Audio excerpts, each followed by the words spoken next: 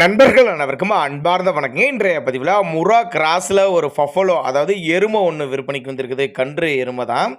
இரண்டாம் ஈத்து அப்படின்னு தான் சொல்லியிருக்காங்க. அந்த எருமை வந்து இரண்டாம் ஈத்துங்க. கன்று ஈன்றுச்சுங்க. காலக்கன்று ஈன்றுக்குது. கன்னின்னு வந்து 20 நாட்கள் ஆகுது. கன்னின்னு 20 நாட்கள் ஆகுது. 4, 3, 7 லிட்டர் கறவை இருக்குது அப்படின்னு தான் சொல்லியிருக்காங்க.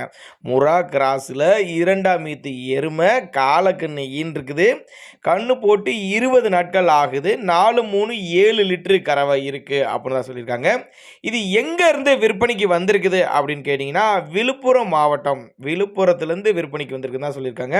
விழுப்புரத்தில் இருந்தாலும் ஆல் ஓவர் தமிழ்நாடு பூரா டிரான்ஸ்போர்ட் வசதி அரேஞ்ச் பண்ணி கொடுத்துடலாம்.